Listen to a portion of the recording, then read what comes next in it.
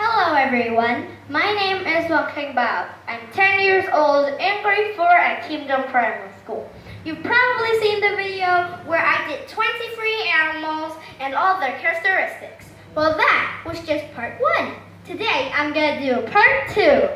The first animal we're going to be with, well, one of your favorite animals, is the albino superconda hognose snake. This snake doesn't usually look so yellow and it doesn't usually have no spots, but this is a superconda hognose snake. And supercondas have no spots at all, except for the spots on their head. But condas, normal condas, have some spots, but few spots and very big spots. Normal hognose snakes have a lot of spots, like that everywhere in their body.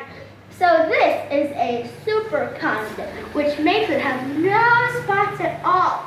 And one more thing that makes this snake so special is that it's an albino superconda. That makes it so yellowish like. That's why it's so special. And that's why it's one of my favorites. And the next is the axolotl. It's a species of salamander that, well, has these gills-like things. They're just like normal salamanders, except they live their entire lives underwater, breathing through these little red fan-like things, which are their gills. And sometimes you can find some types of axolotls that can live up to 100 years old. That is how crazy these animals are. And plus, wait, look at those googly eyes. And this is underwater. They walk underwater, just like a normal salamander would, walking underwater, just like how a salamander would walk on land. Very cool. Now next is the box turtle. I love turtles. And the box turtle is very interesting. Well, because when this turtle is frightened, it tucks all of its body parts into a shell. But one more thing, the little part underneath it, the plastron, has this little hinge that when the turtle tucks its head in, it slowly closes up the shell hinge, which then makes it impossible for a predator to poke its claw into the turtle's shell and then kill it. So this turtle is very interesting. Oh, and look at those red eyes. Next is the Cuban false chameleon. Now, Cuban false chameleons are very interesting too. They're not a true species of chameleon. They're actually a type of anole. That's why it says false chameleon. And besides, chameleons have toes that are connected together. This one has differentiated toes like a normal lizard would. And you probably would have noticed when a grown-up Cuban false chameleon has a big head out. So this is just a baby. And you can tell if it's a boy or a girl. It's under the tail, underneath the tail. If it's a boy, it will have 2 enlarged scales. That is how you can tell if it's a boy or a girl. Next is the flatworm. Sure, it's just a normal flatworm at the bottom of a lake.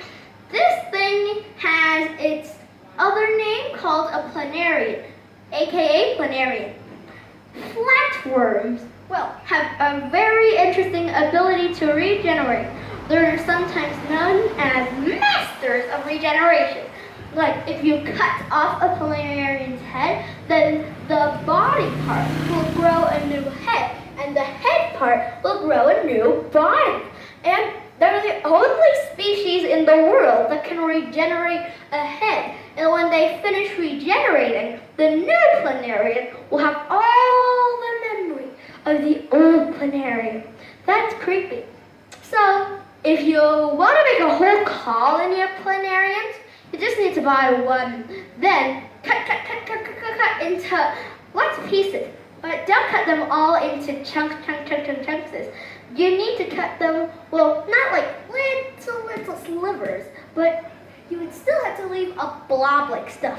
If you cut this into 20 different pieces, you get 20 new planarians. That's why I think they're aliens of some sort. They're so creepy. I'm getting the chills just looking at this thing. Next is the fruit fly. Quay xem. This Quay cái mặt qua đây chút. creature is just a little animal that goes around and touching on your fruit, trying to eat your sour fruits. But this fruit fly, well, it helps some environment at least. Well, not really help. But if you have a small pet or invertebrate that requires small insect prey items, then, well, the fruit fly is the perfect thing. So I still like fruit flies though, except for the, well, going on your fruit and then just putting their dirty feet all over them. Who knows what moldy fruit they've gone into. So these things are cute, but I don't like one thing about them is they touch fruit. Who knows what they touch before. But next is the California red-sided garter snake. Con nói quay mặt qua đây This chút. is a beautiful snake. Look at that red pattern on the sides and the blue stripes on the back. This is a really beautiful snake. And well, this type is not venomous. Don't worry. You may think that in the natural ways, when an animal is colorful and beautiful, it's venomous, but don't worry. Red-sided garters are not venomous at all. They show off their beauty, and people keep them as pets, handling them, and they're not venomous. I promise. Next is the gray-banded king snake, one of my favorite snakes in the world, besides the cobra and the black Mexican king snake. The gray-banded king snake is my first favorite because it has that gray head and that little blacker Frenchian on the top of its head. It's just so beautiful. Gray, then black stripe, then red, then black stripe, then gray. That makes the snake so beautiful. That's why I love this snake. It's so interesting. People keep these as pets, by the way, and of course it's not poisonous or venomous. And usually people sometimes confuse poison and venom. Venom needs to be injected and poison needs to be inhaled, absorbed. Okay, next is my favorite lizard, perhaps my favorite lizard in the entire world. Nothing can top this lizard. The chameleon. This guy has extra long tongue. It shoots out its tongue, really long and sticky tongue to catch its prey. And what I really like about these guys is that they have grip toes like these. Attached toes, like they have two parts, attached toes, kind of like this, and then they just grab onto the trees and walk around. They're very interesting. And this is a true type of chameleon, not the other type. The other type was a type of a knoll, not a true chameleon. This is a true chameleon, and it has the ability to change color. And its eyes move independently. Imagine seeing a picture of an axolotl in the sky while looking at a tiger shark. No, not axolotls in the sky. Axolotls don't live in the sky. Imagine seeing an eagle in the sky while seeing an axolotl under in a pool. So interesting. Now next is the green sea turtle. This sea turtle is an endangered type of sea turtle, but it's a magnificent turtle. Look at it. Its fins, and look at that red coloration to the shell. So beautiful. And these things can get about 4 or 5 feet or so. Some of them are reported to become 6 feet in length, and they can weigh up to 500 or 600 pounds. Very heavy turtles, and very endangered turtles. So we must protect the environment to protect these turtles. Don't throw garbage in the environment or the seas. where these turtles may live. They're very endangered types of turtles. We don't want another species to become extinct, okay? Now next is the hummingbird. Well, they're like one of my favorite birds. Besides the bald eagle, hummingbirds are so colorful. Look at that greenish part and the pink beak, light green, the purple, the red, black. So many colors in just one bird. This thing has this long beak like a straw. It just goes around sipping nectar. And this bird can even fly backwards. It's not really flying, it's hovering. So it can hover back, forth, down, up. It can even hover backwards. And it can turn up and fly upside down. So cool, these little birds. And next is the iguana. Iguanas have many different shapes, like red iguanas, there are blue iguanas, green iguanas, many different types of iguanas. And the blue iguana is one of the endangered species of iguana. So we have to protect the environment where the blue iguanas live too. Besides, they're very endangered. And I love these iguanas. They have these bulky little skin scales. They might just be bones. Iguanas just roam around and plop, plop, plop, plop, just like a Gila monster would.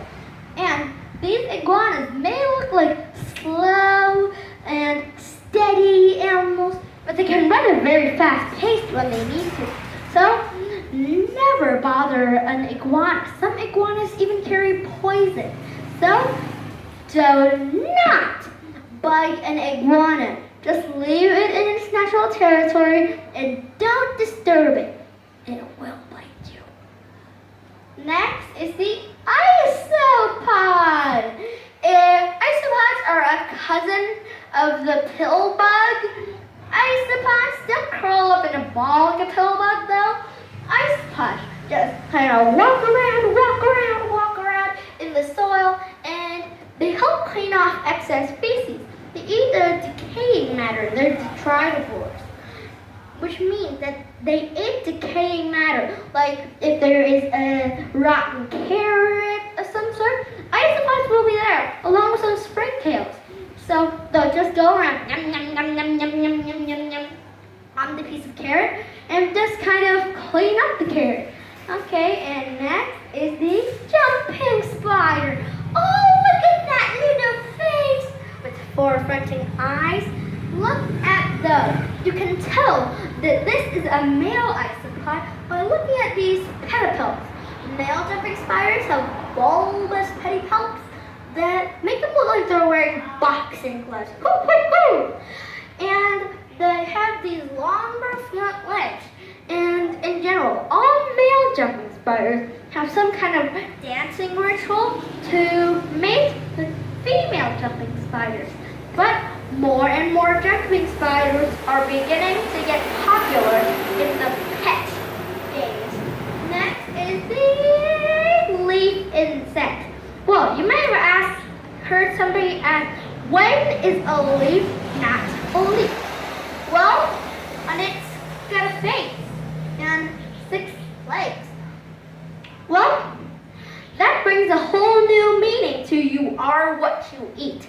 Leaf insects are born brown, and they just move around in the bottom swaying. They just move and move around like leaves rippling. But when they become adult, they always turn green no matter what.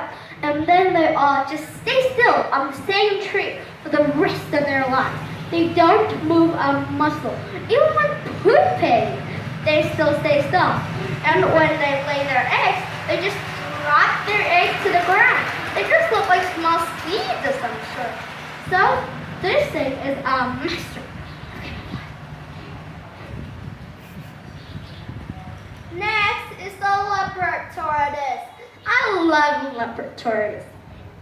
Well, I pronounced it tortoise, I think.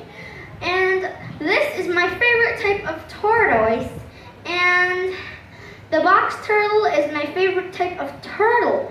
The tortoise lives on land and turtles live underwater. So don't confuse turtles and tortoise. And this guy, you can see why they're called leopard tortoise because of that little white spot with a little brown inside, then yellowish. That's why they're called the leopard tortoise. That guy's only a baby. And if you're ever wondering what turtles eat, then turtles eat salad and they eat cucumbers. So don't be surprised when you find a turtle munching on your vegetables. Okay, the next is the loggerhead sea turtle. This is not a false picture. It is not a green sea turtle. This is the loggerhead sea turtle. And, well, loggerhead sea turtles are endangered. They are on the endangered species list. Most of the sea turtles that we see today are on the endangered species list because they're so rare. Sea turtles that have big front flippers like this, they're so rare and endangered. So we also have to protect these loggerhead sea turtles. And by the way, that carapace is so beautiful. It has a more reddish color and there are stripes on it. So it's not, I mean when I say not, a green sea turtle. Next is the albino praying mantis. Mostly, mantises aren't white like that, but this is an albino praying mantis, and it's just about a baby. Normal mantises are green, and they're much bigger, but this one is white with red eyes. So, this is an albino praying mantis. Very beautiful. Very beautiful. Next is the pixie frog. Pixie frog, otherwise known as African bullfrogs, and they're a very big size. And these days, people keep pixie frogs as pets because they're so adorable. But have to be careful; they can bite. Next is my second favorite snake. It's also a king snake. It's a black Mexican king snake, and don't worry, they don't bite. Black Mexican king snakes, well, they have very beautiful shed skin, so they make great jewelry. Black Mexican king snake, when they go into the light, they just kind of... Battery is low. Please recharge in time. I apologize for the inconvenience, but the microphone was nearly out of battery. So I had to put away the microphone, and I'm sorry if you can't hear this too clearly. This is the black Mexican king snake. When it enters the light just kind of makes the scales white and purplish. So they look really beautiful, the black Mexican king snake. I love these animals. They're my second favorite after the king cobra. And next is the ribbon snake, my fourth favorite, because it has this blue stripe in the back, which just makes it very, how can I describe this? Interesting and magical. So I love the ribbon snake, and then the fact that it even has blue things under the scales in the mouth. Nói to to lên. So amazing. Next is the skink. And I don't know whether Nói quay mặt ra đây chút. blue or red tails on these. I just found them online, so I apologize if these things aren't real. So skinks, well, you can just find them in the house. They're all like a species of monitor lizard. They just go around bump, bump, bump, bump, bump, just like a monitor lizard. So skinks are really kind of like a monitor lizard. They just flick their tongue up, just like a snake, and then they taste the air. So that's why snakes have forked tongues. Also, like monitor lizards and skinks, they have forked tongues to pick up scents in the air, little particles, and then whichever side is closer to the taste, the skink will follow that side to its main meal of the day. The next is the sloth. I love sloths. They're chill like one of the slowest animals in the world. They just go,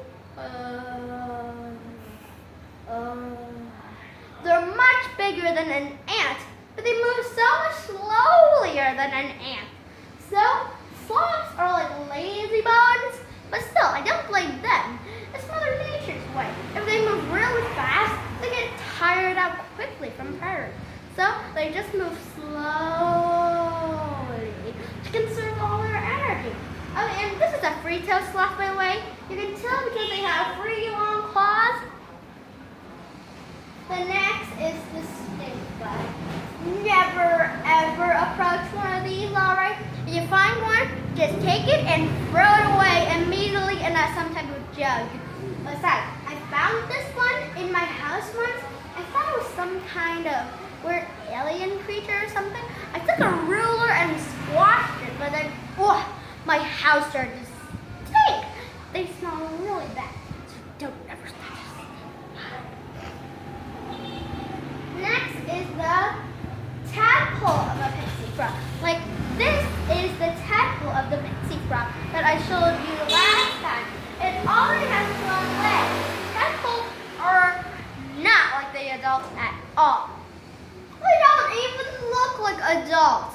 They just look like a head with tail. A fish, they just go.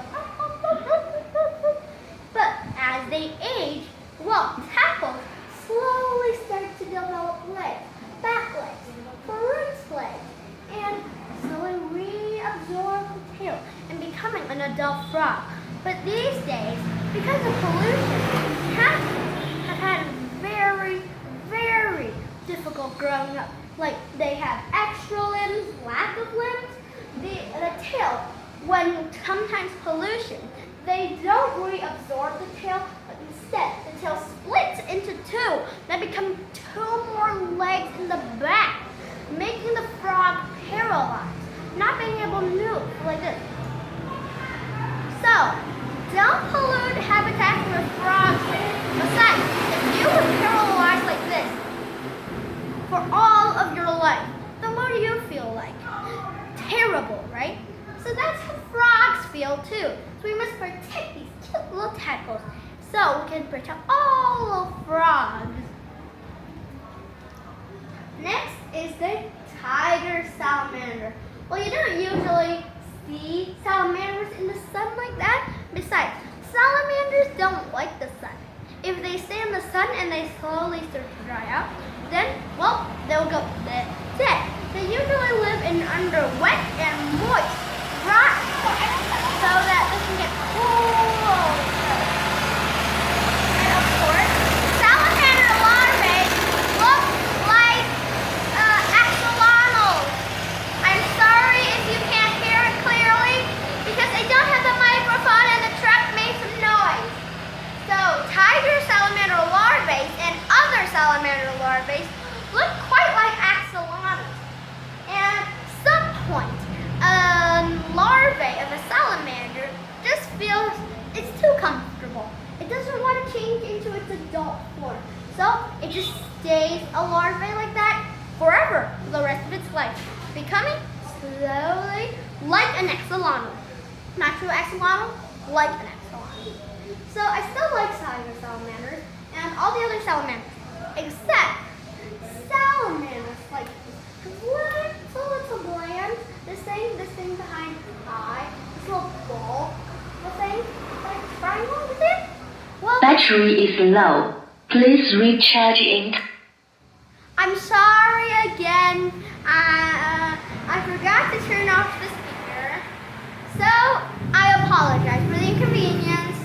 The salamander I love, but this little poison gland I don't like so much. Besides, you pick up a salamander and uncareful with it, well then it'll start to spray poison from it.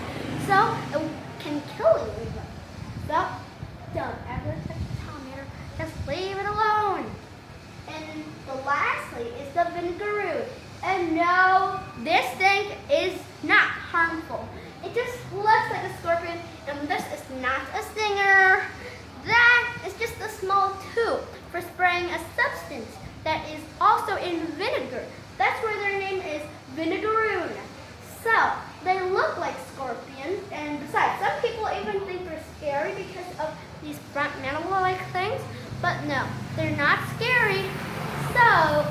Don't be afraid of the vinegaroo.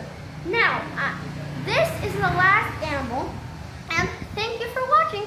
Please subscribe. Well then, if we get 50,000 likes, then I will do another video. I will do another part 3, okay? Thank you for watching. Please subscribe. Bye-bye, and leave a like.